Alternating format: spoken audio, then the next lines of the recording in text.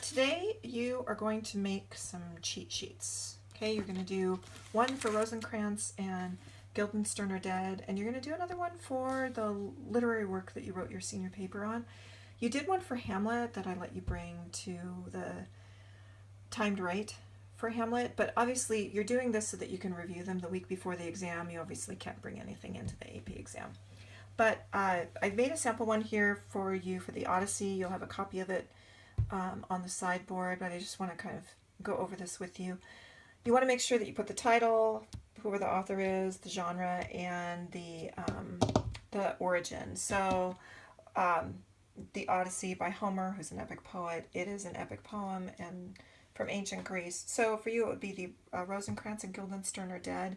You definitely want to underline that. You always want to underline the work by Tom Stoppard, Stoppard.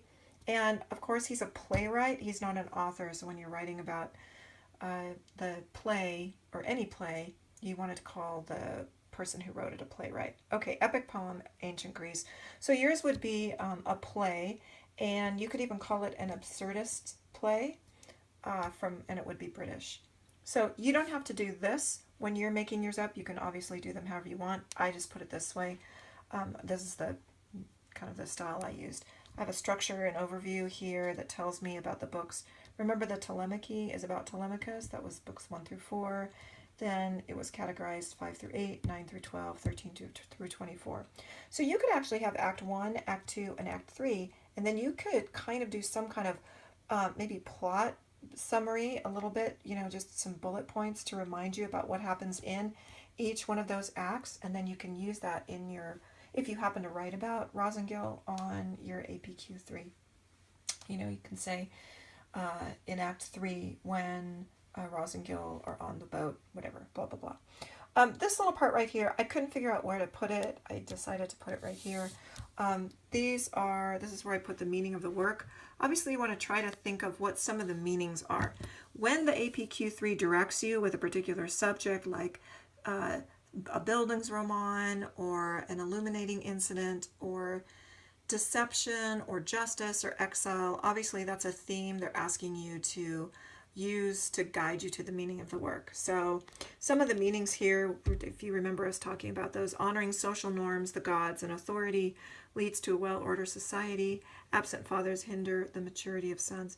Disguises and deception are sometimes necessary to restore order, or sometimes necessary to get at the truth, because remember that he had to have a disguise in order to vet the Phaeacians to see if they were really going to help him or not.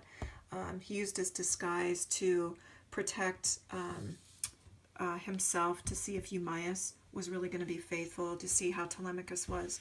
So disguises and deception are sometimes necessary to restore order. So anyway, those are just sample meanings, and obviously when you get the APQ3, you'll have a particular subject, and that may lead you to a similar meaning of the work, or it may lead you to skew it just a bit. Okay, down here I have other details. I've got some major characters. I have Master Mariner, that's Odysseus. His name means giver and receiver of pain. He leaves Troy arrogant, loses all of his men, returns humble, able to be patient. Here's a recap of Telemachus. Obviously you have this in front of you. On the other side of this paper, you'll be getting one blank sheet of paper for each of the works for Rosencrantz and Guildenstern are Dead, and then also for your literary work. So I have minor characters. There's so many. I don't even know if I needed to write all those down, but they help me to remember little things about them. I stuck Eumaeus at the top, Eumaeus on my swineherd, which is a faithful servant. Here's some quotes that I wanted to remember, and these are 3 key scenes, but very brief bullet points. Being mocked. This is for Telemachus, being mocked by the suitors. Let's say I was going to do a whole thing on Telemachus. I might do that. Being mocked by the suitors, growing up, visiting Pylos, becoming a man, becoming mature, visiting Sparta, and then fighting alongside Odysseus and taking ownership of the unlocked door. These are just brief scenes. Rhetoric with Calypso, weeping with the Phaeacians, the slaughter of the Pseudos, and even seeing Argos. I probably should include the Cyclops in here, and because obviously that's where his hubris was, maybe the underworld, but I don't want to get overwhelmed. These are just some key scenes. Now each Rosencrantz and Guildenstern are going to have. They're going to have symbols, you know, the coin and the boat. You just don't want to talk about them as symbols. You can use them as anchors for a scene. So like I would never say that the bed is a symbol if I'm talking about the Odyssey. What I would want to say is in the scene when Odysseus reveals himself to Penelope, he does so by talking about their secret bed. Oh, you know what? There was another one I wanted to put in here. The bed, the bow. I just thought about it. Argos, the sea, the loom. I'll think about it in a minute.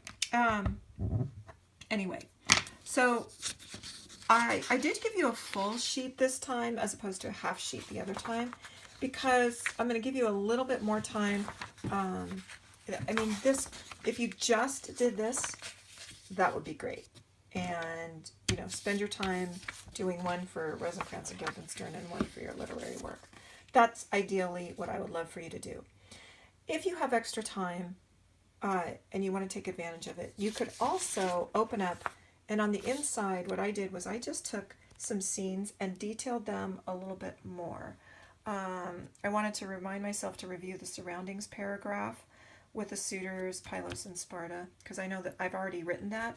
You may want to review some of your introductions that you wrote for the APQ3 prompt before Rosencrantz and Guildenstern are dead. I do have a key scene as the underworld. You can see this when you look at the paper, the sample paper. I have the Cyclops. I have the Cyclops prayer and curse. I feel like that's a key scene. I also have up here the recognition scenes and the slaughter of the suitors. Okay, and then down here, I just remembered a last little thing that hubris and pride and equating oneself equal to the gods leads to suffering. Remember, he cursed the son of a god. He's not supposed. He told him to go to hell, basically, and you're not supposed to do that. That he basically equated himself to God, to a god by doing that. So that leads to suffering. But after his trials, Odysseus learns to accept the human condition, even with all of its suffering. I said maybe because of Achilles' words in the underworld. Okay, so this is just, again, if you are only able to have time, I mean, I would say right now, just get this done, the front and the back, and then you could have that. And if you want to take extra time and detail some scenes, then again, these just, you know, allow you to have some triggers for what to write about when you get to the APQ3.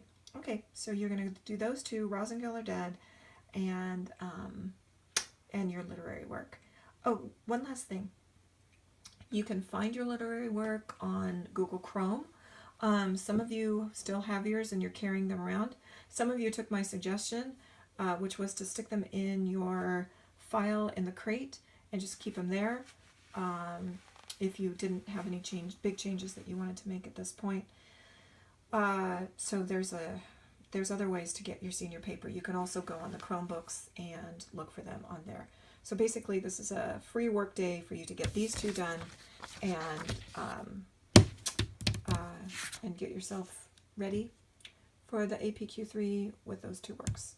And then you can use this. I did this one for you. Okay, bye.